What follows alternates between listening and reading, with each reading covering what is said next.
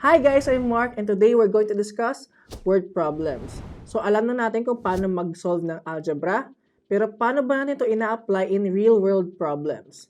Dito natin yung malaman. So, let's dive right in.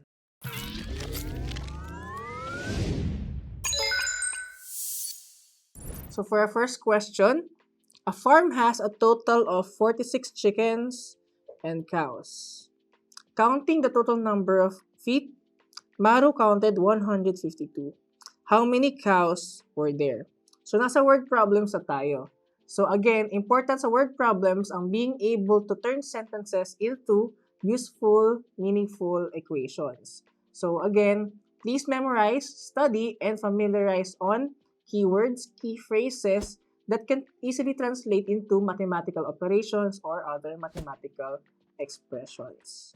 So, disclaimer lang, marami akong i-introduce na mga bagong concepts right here. So, please bear with me. So, start muna tayo sa pag-label ng mga variables. So, meron tayong chicken. Let's say that's X. Is the number of chickens. Tapos yung Y, number of cows. So, first sentence, meron tayong a total of 46 chickens and cows. Ibig sabihin, a total of, may pinag-add. Ano yung pinag-add? Chickens and cows. So, X plus Y, total of 46.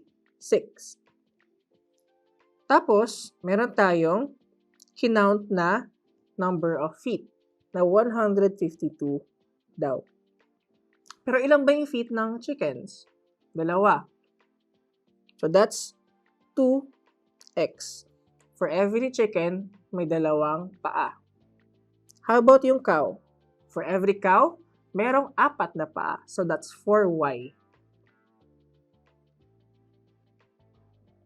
So, we now have a system of linear equation. So, ano ba yung system of linear equation? A system of linear equations is basically a collection of linear equations.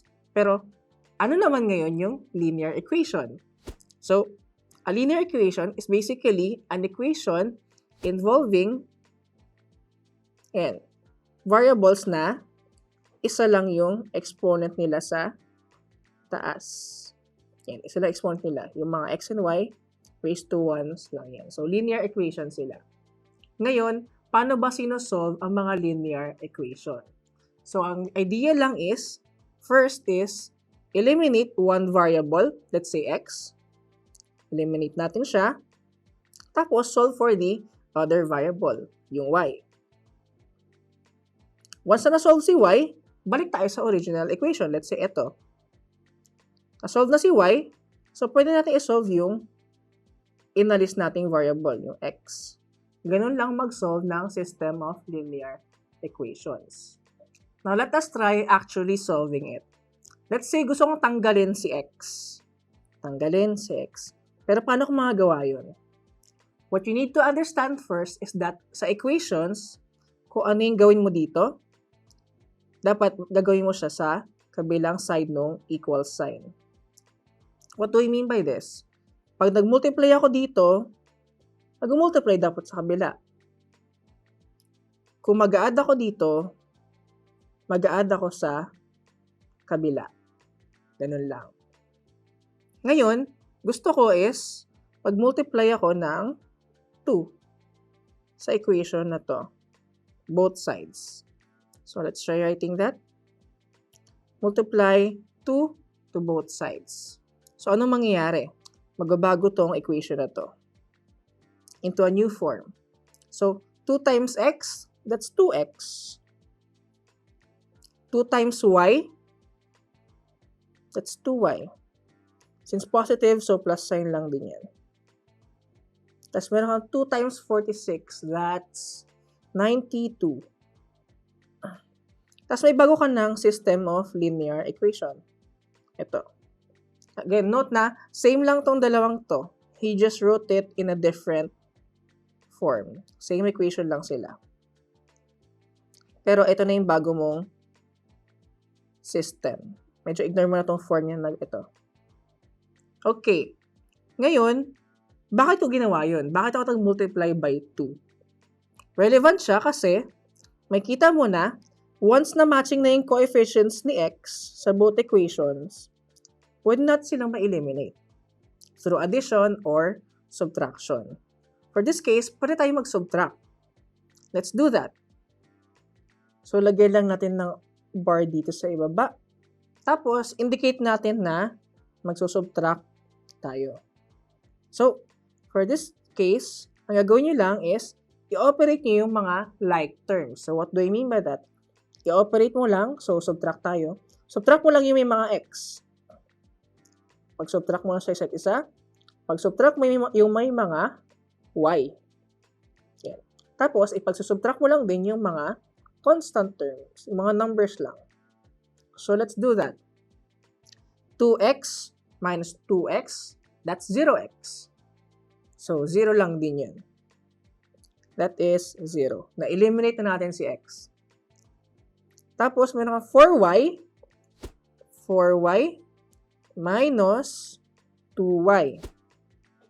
That is positive 2y. Bring down na natin yung equal sign.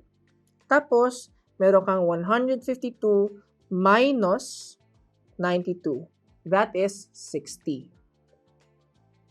So, ayan, meron na tayong bagong equation. Yung bagong equation, wala na si x, 0x na kasi siya, wala na siya. Tapos, si y na lang yung natira. Ngayon, simplify na natin yung bagong equation. So, again, kung anong mangyari sa left side, mangyari dapat sa kabila. Gusto kong matanggal si 2. I can do that by dividing both sides by 2.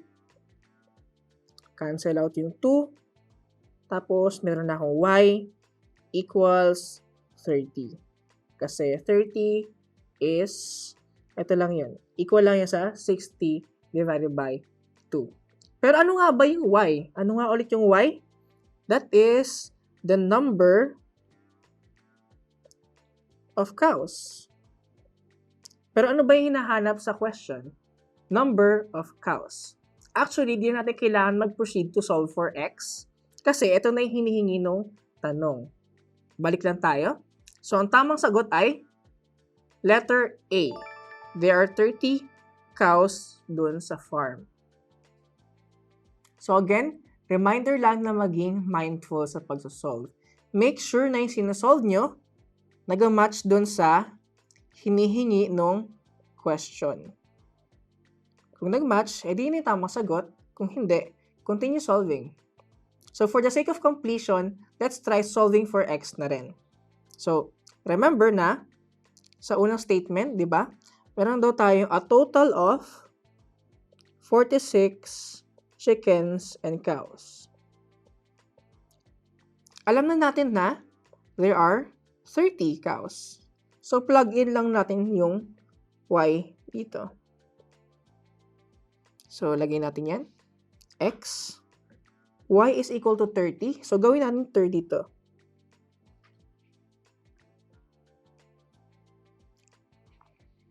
Ngayon, gusto natin mawala si 30 dito.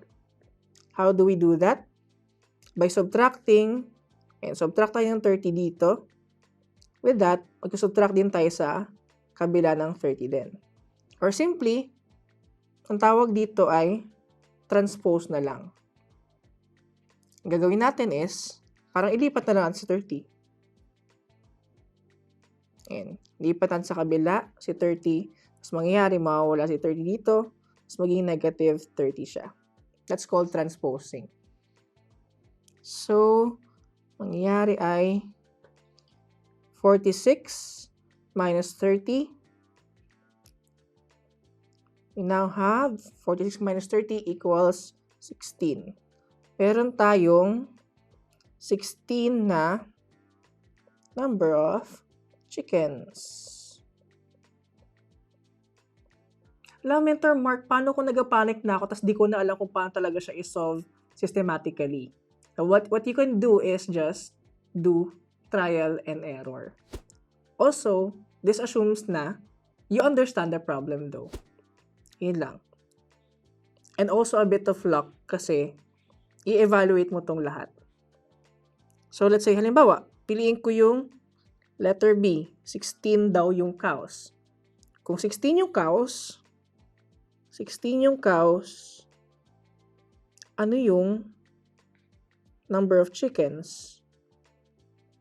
Kung 16 yung cows, edi yung chickens must be 30.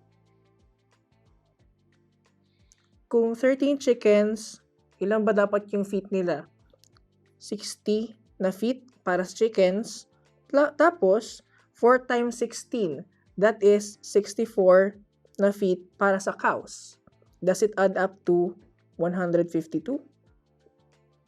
Ano ba ang 60 plus 64? That's 124. Mali. Tapos try and error ka ulit. Tapos, ayan, try mo na yung, halimbawa, na-try mo na yung 30. Check mo. Ano ba ang, kung 30 ang cows, ilan ang chicken? 16 dapat yan.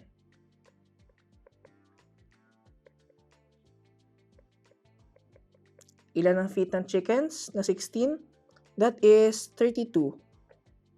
Plus, meron kang 30 na cows times 4.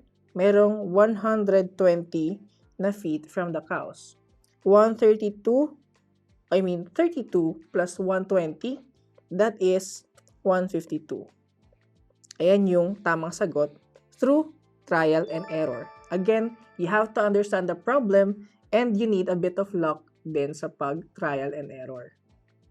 And that is it for word problems. So dito, makita natin na napaka-importanting skill yung ability to turn words or phrases into meaningful equations or expressions. So the only way to hone that skill is to constant practice. So good luck and keep practicing.